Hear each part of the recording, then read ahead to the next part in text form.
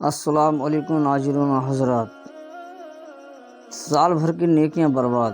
حضرت سیدنا عبداللہ ابن عباس رضی اللہ عنہ سے مروی ہے کہ نبی کریم صلی اللہ علیہ وسلم کا فرمان عالی شان ہے، بے شک جنت ماہ رمضان کے لیے ایک سال سے دوسرے سال تک سجائی جاتی ہے۔ پس جب ماہ رمضان آتا ہے تو جنت کہتی ہے، اے اللہ عز و جل، مجھے اس مہینے میں اپنے بندوں میں سے میرے اندر رہنے والے عطا فرما دے۔ اور حوریں عین کہتی ہیں، اے اللہ عز و جل، اس مہینے میں ہمیں اپنے بندوں میں سے شوہر عطا فرما۔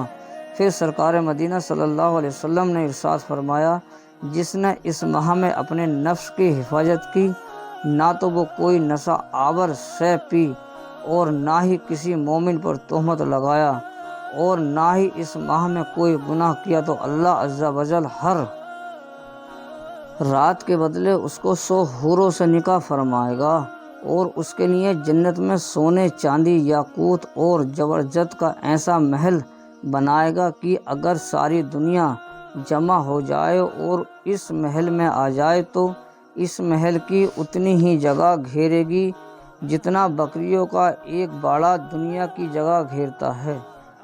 جس نے اس ماہ میں کوئی نشہ آور شے پی یا کسی مومن پر تہمت باندھا یا اس ماہ میں کوئی گناہ کیا، تو اللہ عز و جل اس کے 1 سال کے اعمال برباد فرما دے۔ پس تم ماہ رمضان کے حق میں کوتاہی کرنے سے ڈرو، کیونکہ یہ اللہ عز و جل کا مہینہ ہے۔ اللہ تعالیٰ نے تمہارے لیے 11 مہینے کر دیے کہ ان نعمتوں میں لطف اندوز ہو اور تذوق لذت حاصل کرو، اور اپنے لیے 1 مہینہ خاص کر لیا ہے، یہ تم ماہ رمضان کے معاملے میں ڈرو۔ دوزخیوں کا خون اور پیپ۔ مومن پر تہمت باندھنا بھی حرام ہے اور جہنم میں لے جانے والا کام ہے۔ حدیث پاک میں ہے، جو کسی مومن کے بارے میں ایسی چیز کہے جو اس میں نہ ہو، تو اللہ عز و جل اس بہتان طراز کو اس وقت رد الخلال میں رکھے گا، یہاں تک کہ وہ اپنی کہی ہوئی بات سے نکل جائے۔ رد الخلال جہنم میں وہ مقام ہے جہاں دوزخیوں کا خون اور پیپ جمع ہوتا ہے۔ محقق الاطلاق حضرت شاہ عبدالحق محدث دہلوی رحمۃ اللہ حدیث پاک کے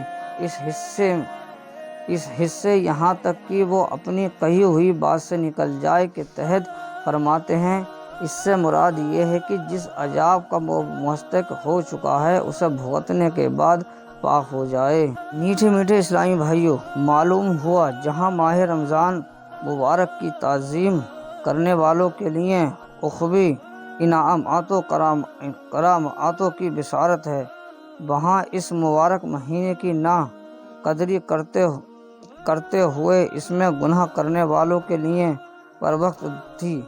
اس حدیث پاک میں نشہ آور چیز پینے اور مومن پر بہتان باندھنے کا خصوصیت کے ساتھ تذکرہ ہے۔ یاد رکھیے، شراب ام الخبائث یعنی برائیوں کی ماں ہے، اس کا پینا حرام اور جہنم میں لے جانے والا کام ہے۔ حضرت سیدنا جابر رضی اللہ سے روایت ہے، سرکار مدینہ صلی اللہ علیہ وسلم نے فرمایا، جو چیز زیادہ مقدار میں نشہ لائے تو اس کی تھوڑی سی مقدار بھی حرام ہے۔ صلو علی الحبیب صلی اللہ تعالی علی محمد۔